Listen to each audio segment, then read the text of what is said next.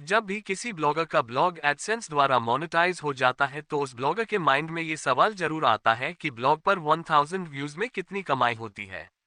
ये सवाल अक्सर उन्हीं ब्लॉगर के माइंड में आता है जो बिगिनर होते हैं, यानी कि ब्लॉगिंग में नए होते हैं और जो पहली बार अपने ब्लॉग को मोनेटाइज कराते हैं।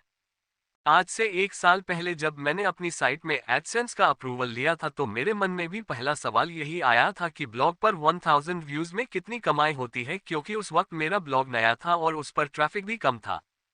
आज इस blog earning in 1000 page views in Hindi के जरिए मैं आपको इस बात की जानकारी दूंगा कि ब्लॉग पर 1000 व्यू जाने पर हमें एडसेंस से कितनी कमाई होती है। इस पोस्ट में मैं सिर्फ गूगल एड्स से होने वाली कमाई के बारे में बताऊंगा। इस पोस्ट के जरिए मैं कोशिश करूंगा कि एडसेंस पर 1000 व्यूज में कितनी कमाई होती है से रिलेटेड आपके डाउट को दूर कर सकूं। किसी भी ब्लॉग में एडसेंस एड्स से होने वाली अर्निंग पेज व्यूज के अलावा और भी कई चीजों पर डिपेंड करती है। जैसे हम जब भी कोई ब्लॉग पोस्ट लिखते हैं तो उसमें हमारा एक मेन कीवर्ड होता है जिसके रिलेटेड हम उस आर्टिकल को लिखते हैं। जैसे मैं मोटिवेशनल स्टोरीज लिखता हूं तो मेरा मेन कीवर्ड मोटिवेशनल स्टोरी रहता है।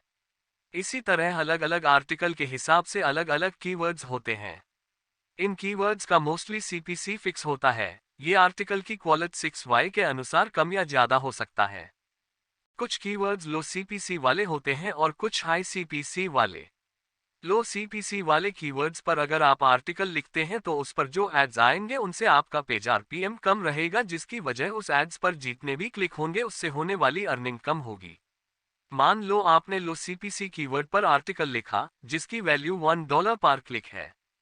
अब आपके उस पोस्ट में 1000 व्यूज आते हैं और क्लिक आते हैं 10, तो आपकी 1000 व्यूज पर इनकम हो गई $10।